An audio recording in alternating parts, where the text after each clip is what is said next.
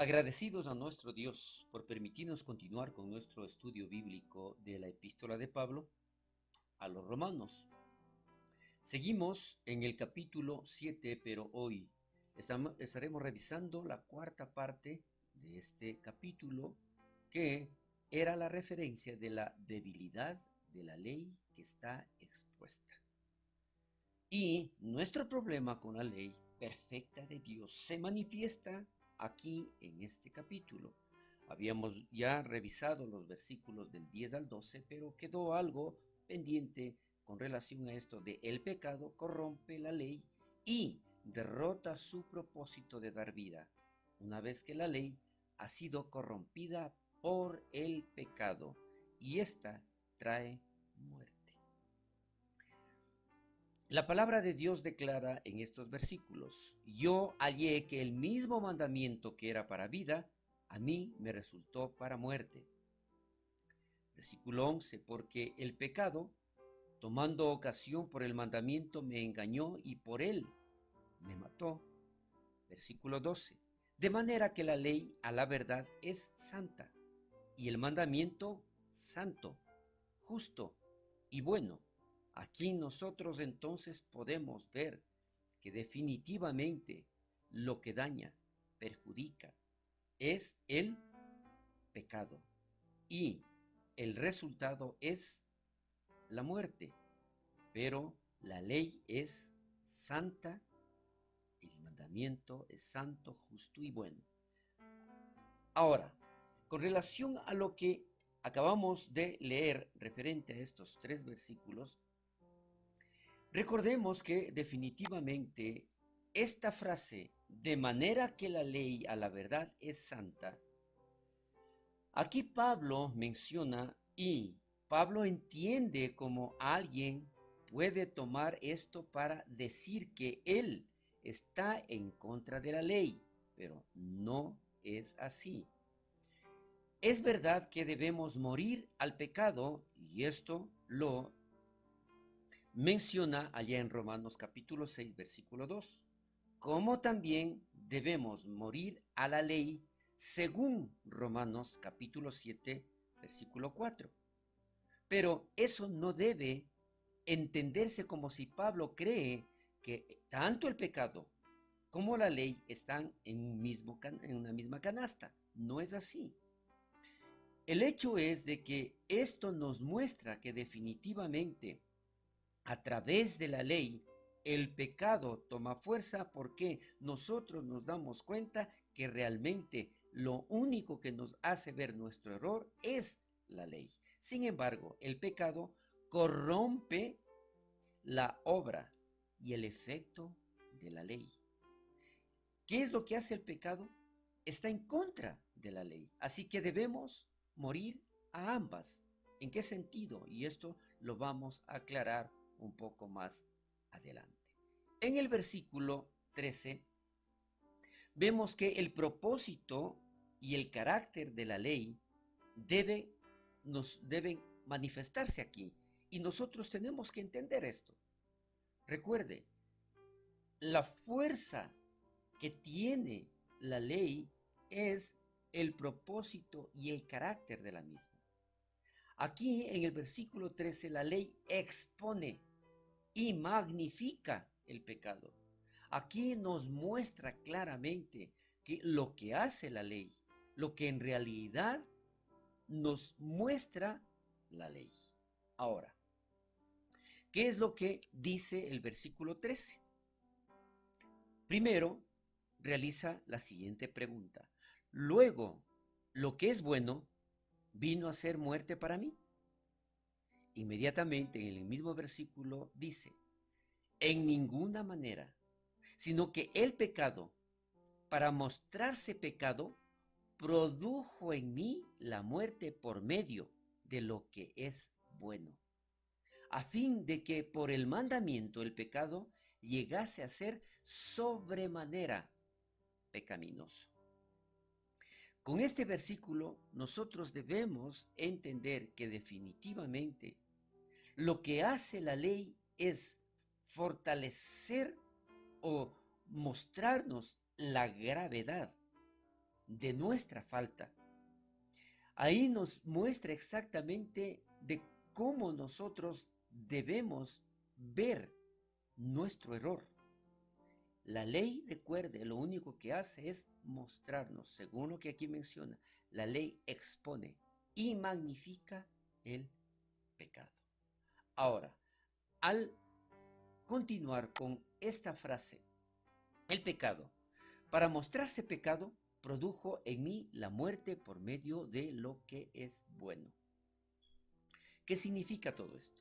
Aunque la ley provoca nuestra naturaleza pecaminosa, esto puede usarse para bien porque expone de una manera más dramática nuestra profunda maldad. Después de todo, si el pecado puede utilizar algo tan bueno como es la ley, recuerde, la ley es santa, para su beneficio o para promover la maldad. Muestra lo malvado que es el pecado.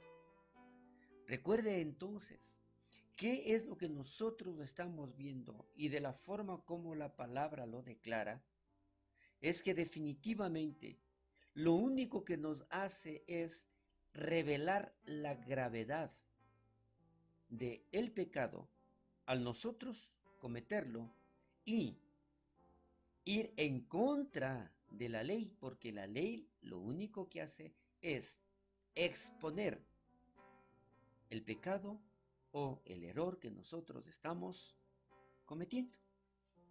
Un poco más adelante, con relación a este versículo 13, dice, necesitamos que el pecado se muestre pecado.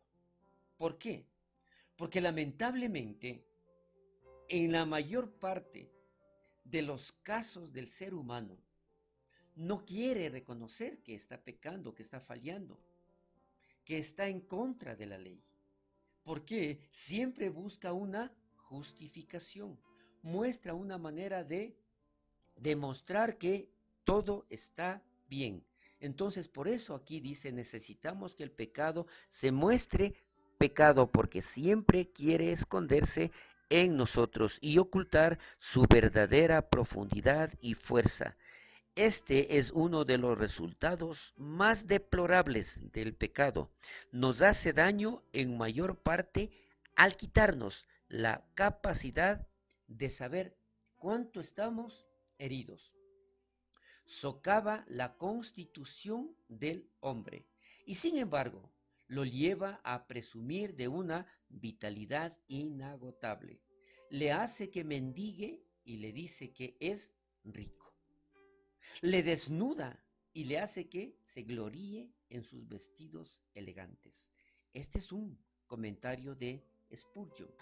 Pero si nosotros nos vamos a dar cuenta y analizamos un poquito más este comentario, definitivamente es así. Estamos en el error y creemos estar haciendo lo correcto. Presumimos de vitalidad inagotable, pero estamos derrotados. Nos hace ver como que en realidad estamos muy bien, pero estamos en el error y cada vez nos estamos hundiendo. Ahora, referente a todo esto, hay algo adicional referente a un comentario que hace Clark. Es muy importante que aquí también analicemos la profundidad de esta frase, donde dice, la ley, por lo tanto, es un gran instrumento en las manos de un ministro fiel. ¿Para qué? Para alarmar y despertar a los pecadores. De eso se trata, justamente. Cuando nosotros utilizamos de la mejor manera la ley, lo único que hacemos es advertirles, indicarles, mostrarles el error, mas no juzgar. Nosotros no podemos juzgar, pero sí indicarles que a través de la ley hay personas que están infringiendo esta y no se dan cuenta. Entonces, ¿qué es lo que hace? Es alarmar, despertar, indicarles, decir lo que realmente está sucediendo y por qué se considera un error, por qué se considera un pecado, porque está en contra de la ley. Ahora, a fin de que por el mandamiento el pecado llegase a ser sobremanera pecaminoso. Es importante también ver aquí cómo el pecado se hace más pecaminoso a la luz de la ley en dos maneras. Recuerde, el pecado se hace más pecaminoso a la luz de la ley de dos maneras. Primero, el pecado se vuelve sobremanera pecaminosa, en contraste con la ley, indudablemente. El momento en que se le expone la ley, se manifiesta la ley, y esta ha sido infringida, entonces está sobremanera pecaminoso, en contra definitivamente de la ley. El segundo punto es, el pecado se vuelve sobremanera pecaminoso debido a que la ley provoca su naturaleza malvada. Qué interesante aquí.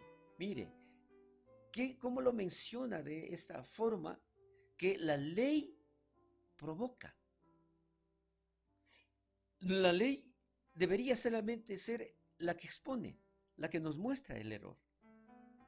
Pero lamentablemente en nuestra naturaleza pecaminosa es como, y habíamos visto ya la semana anterior, la ley nos dice no, pero ese no provoca en nosotros hacerlo, contradecir, rebelarnos. Por eso menciona que definitivamente la ley provoca su naturaleza malvada. Un poco más adelante, y en otro comentario de Wiersbe, dice la palabra, dice aquí, con relación, perdón, a la palabra, en lugar de ser un dínamo que nos da poder para vencer, ¿a qué se refiere? A la ley.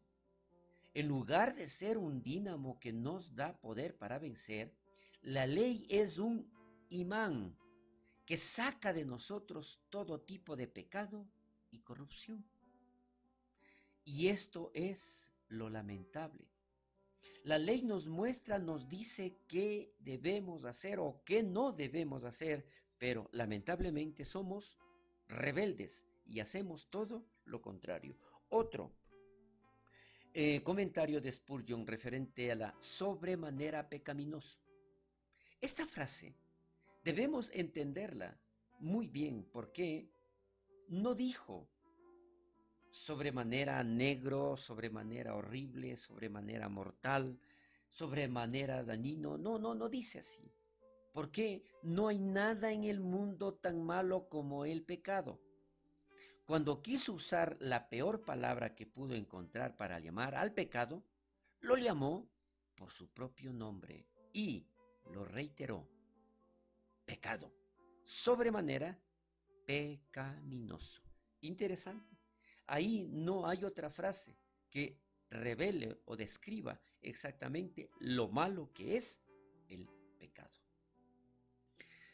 Continuamos un poco más y vamos hoy a revisar el versículo 14. Referente a la ley espiritual, no puede retener a un hombre carnal. ¿Y qué dice la palabra de Dios?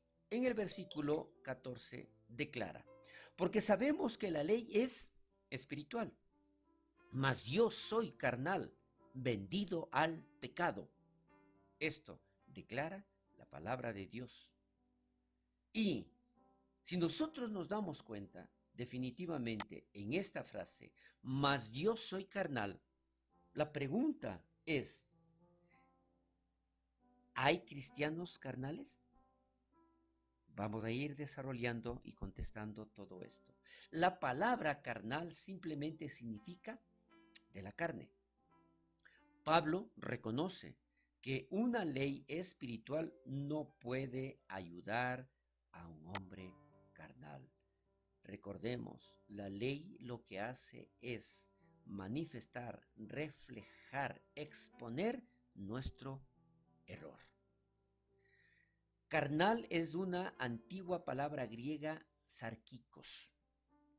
Esto lo vamos a desarrollar la próxima semana. Hasta aquí llegamos con nuestro estudio bíblico.